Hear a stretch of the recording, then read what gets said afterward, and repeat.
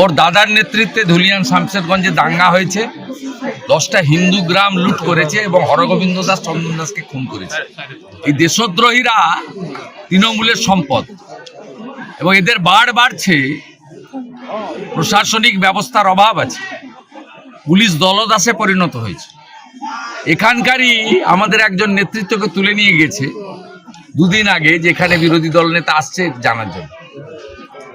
Form 7 জমা নেওয়া হচ্ছে না, বিজেপির অভিযোগ। নেওয়া উচিত। বিএলও, এইআরও, ইআরও পরিষ্কার আইনে আছে, তারা নেবেন। এবার তারা শুনানিতে কাগজপত্র দেখে সিদ্ধান্ত নেবেন, সেটা তো পরের কথা। যদি বাংলাদেশি না হন, রোহিঙ্গা না হন, বাংলাদেশের মুসলমান না হন, তাদের অত চিন্তার কি? আমার বিরুদ্ধে তৃণমূল যদি ফর্ম দিত, আমি তো আনন্দিত হতাম, আমাকে ডাকতো, আমি কাগজপত্র নিয়ে যেতাম। আগামীকাল নন্দীগ্রামে সেবাশ্রয় শুরু হচ্ছে, সেবাশ্রয় নন্দীগ্রামে। না না, সে শুরু করতে পারেন, ভোটে কোনো লাভ হবে না। 1 মাস পরে ভোট ঘোষণা হবে, 5 বছর দেখা নেই। এখন হঠাৎ করে হাজির হয়েছেন। নন্দীগ্রাম বলুন, জঙ্গলমহল বলুন, তার আত্মীয় কুটুমকে ছেড়ে পরিযায়ীদের গ্রহণ করবে কেন? পরিযায়ীদের গ্রহণ করবে না। তৃণমূল কংগ্রেসের সবচেয়ে বড় রাজনৈতিক অস্ত্রের নাম মমতা ব্যানার্জি। তিনি যেখানে হেরে গেছেন, সেখানে আর কোনো ওদের রাজনৈতিক অস্ত্র নেই যেটা বিজেপির বিরুদ্ধে প্রয়োগ করবে। আর এটার মধ্য দিয়ে প্রমাণিত হলো রাজ্যের স্বাস্থ্যমন্ত্রী মমতা ব্যানার্জি সম্পূর্ণভাবে ব্যর্থ। তাই ওনার ভাইপো নেমেছেন লোককে প্যারাসিটামল বিতরণ করতে। আমি বলেছি ওষুধপত্র দেখে খেতে, কারণ এরা হিন্দু জনসংখ্যা কমাতে চায়, জন্ম নিয়ন্ত্রণের ট্যাবলেট আবার না খাইয়ে দেয়।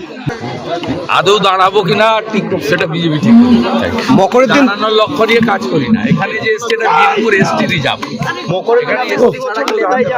আমি এখানে 10-এ এসেছিলাম, তৃণমূল ছিল না এখানে, ঝাড়খণ্ড পার্টি ছিল, ধামসামাদল চিহ্ন, আর ছিল সিপিআইএম, শম্ভু মান্ডির মাড়ি। এখানে আমি বলে গেছিলাম সিপিএম কাজ করেনি, তোমরা পরিবর্তন করো, করে দিয়েছিল জঙ্গলমহল।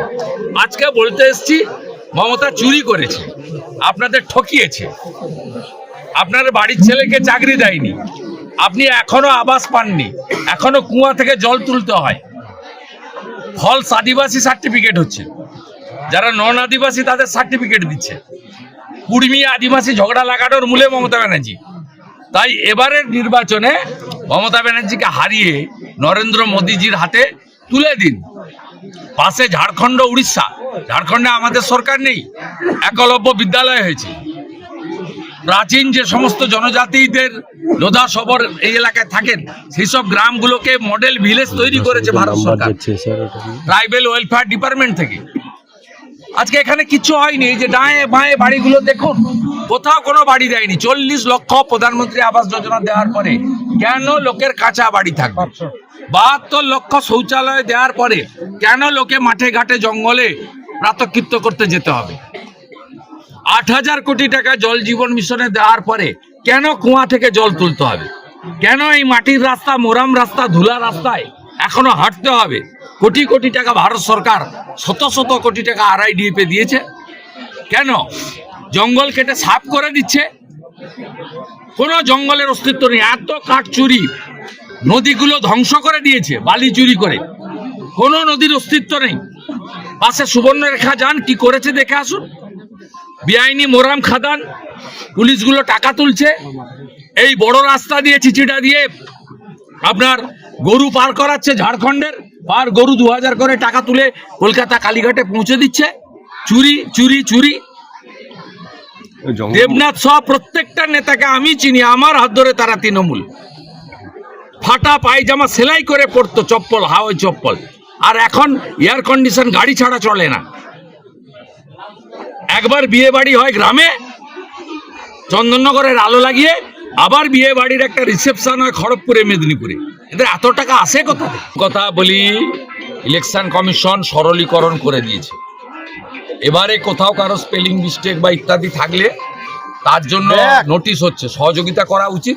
আর যারা বয়স্ক অক্ষম যেতে পারছেন না, তাদেরকে বাড়ি থেকে নিয়ে যাচ্ছে। যারা এলাকায় নেই, পড়াশোনার জন্য গেছেন বা পরিযায়ী শ্রমিক, তাদের বাড়ির লোক গেলে হচ্ছে। এবং কেউ যদি অনলাইনে অন্য জায়গা থেকে যুক্ত হতে চান, সেটাও হচ্ছে।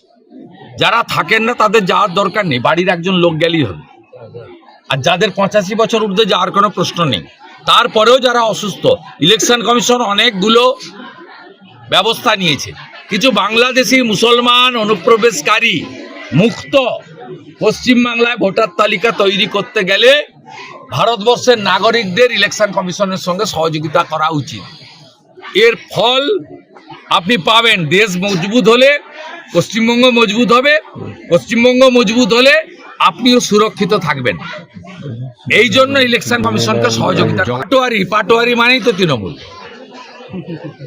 সব আদিবাসীদের জমি ফমি, কুর্মীদের জমি টমি নিয়ে লুট করে নিয়েছে। কোন জায়গার বিরুদ্ধে কিছু আন্দোলন? সম্পূর্ণ পলিউটেড, একদম পলিউশন। এরা করবে না, এদের মিলা ভগত আছে। বিজেপিকে আসতে দেন এপ্রিল মাসে।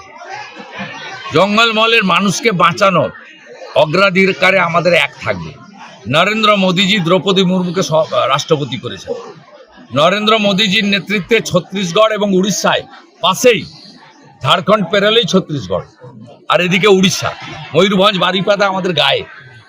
কিভাবে ডেভেলপমেন্টের কাজ হচ্ছে দেখুন। ওই 1000 টাকায় কিছু হবে না। আমাদের উড়িষ্যার সরকার বছরে একসঙ্গে 50,000 টাকা মেয়েদের দিচ্ছে সুভদ্রা যোজনায়। মানুষ জানে মোদিজিকে আনলে কাজ হবে, তাই মানুষ আমাদের চাইতে যিনি দাঁড়িয়েছিলেন তার 2 লক্ষ টাকা ফাইন করেছে, ইলেকট্রিক বিল কেটে দিয়েছে।